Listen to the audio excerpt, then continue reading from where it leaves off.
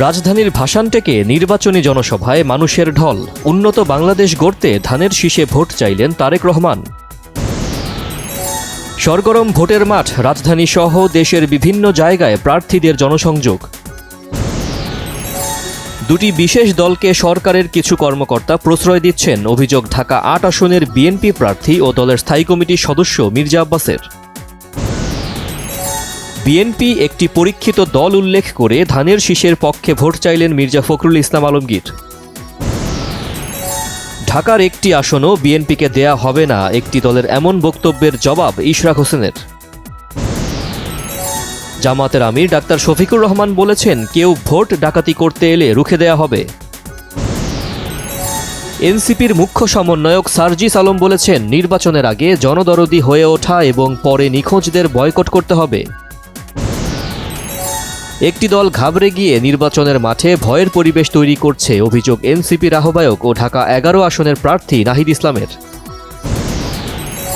নির্বাচন কমিশন একটি নির্দিষ্ট দলের প্রতি হেলে পড়েছে, অভিযোগ এনসিপির মুখপাত্র আসিফ মাহমুদ সজীব ভুঁইয়ার। পরাজিত শক্তি ও গণমানুষের প্রতিপক্ষ যারা, তারা গণভোটের বিরুদ্ধে দাঁড়াতে পারে বললেন উপদেষ্টা আদিলুর রহমান খান। স্বৈরাচার, অনাচার, অত্যাচার ও দুর্নীতিমুক্ত দেশ গড়তে হলে গণভোটে হ্যাঁয়ের পক্ষে থাকতে হবে, মন্তব্য প্রধান উপদেষ্টার প্রেস সচিবের। প্রধান উপদেষ্টার বিশেষ সহকারী ফয়েজ আহমদ তৈয়ব বলেছেন, প্রধানমন্ত্রীর ফ্যাসিস্ট হওয়া রুখে দিতে গণভোটের বিকল্প নেই। নির্বাচন নিয়ে সহিংসতা রোধে রাজনৈতিক দলগুলোকে এগিয়ে আসার আহ্বান সিপিডির সম্মানীয় ফেলো অধ্যাপক ড. রনক জাহানের। মৌসুমের মাঝামাঝি এসে ঊর্ধ্বমুখী সবজির বাজার, চাল ডালের পাশাপাশি দাম বেড়েছে মাছ মাংসেরও। সরস্বতী পূজা উদযাপন, শিক্ষা দেবীর আরাধনা করলেন সনাতন ধর্মাবলম্বীরা।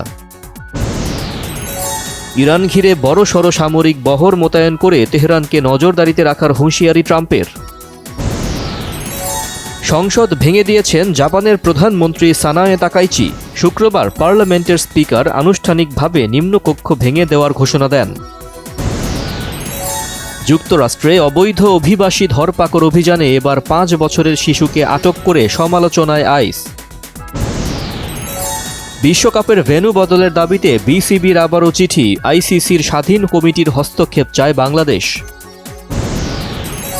থ্রিলার ধাঁচের ব্লকবাস্টার চলচ্চিত্র সিনার্স অস্কারের ৯৮তম একাডেমিক অ্যাওয়ার্ডসে সেরা চলচ্চিত্র সহ ১৬টি মনোনয়ন পেয়ে নতুন রেকর্ড গড়েছে।